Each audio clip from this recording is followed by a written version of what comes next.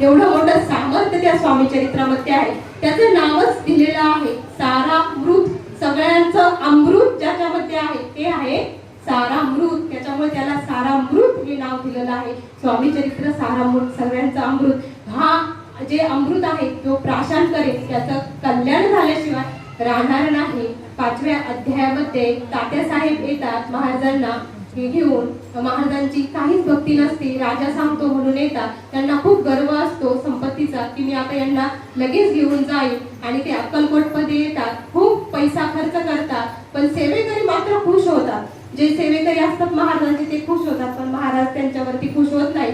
गुरुचरित्राचंही पारायण करतात तरी देखील महाराज खुश होत नाही. जे करती धांबिक भक्ती तयावरी स्वामी कृपाण करती, जे सद्भावे ओवाळती तयारी होती कृपाळुआ.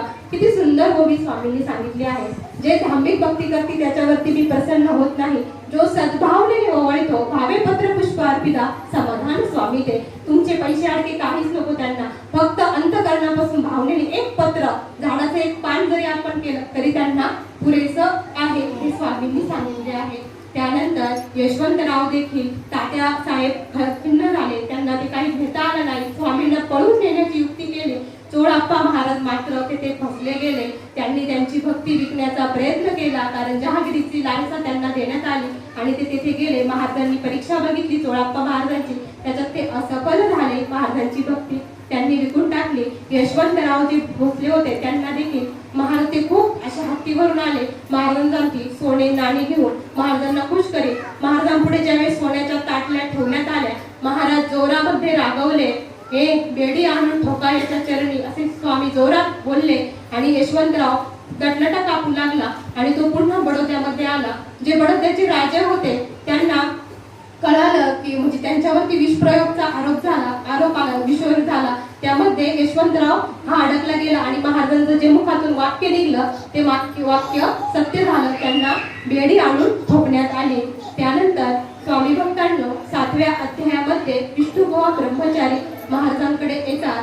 जे काही मालोजी राजे आहेत ते मालोजी राजे हे करतात महाराजांना, म्हणजे ते विष्णुबुवा त्यांना शास्त्राचा खूप छंद असतो, वेद ऐकण्याचा. विष्णुबुवा हे ब्रह्मचारी असतात, शास्त्र ज्ञानी असतात. त्यांना तिथपर्यंत ते घेऊन येतात. ज्यावेळेस विष्णुबुवा महाराजांच्या भेटीला येतात त्यावेळेस ते महाराजांना प्रश्न विचारतात, ब्रह्मपद तदाकार होणे म्हणजे काय?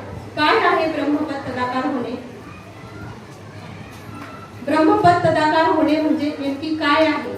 महाराजांना त्यांनी प्रश्न विचारला. ब्रह्मपद तदाकार होणे म्हणजे ज्या संसाराच्या याच्यातून मुक्त होणे, मोक्षाची जी शेवटची घडी आहे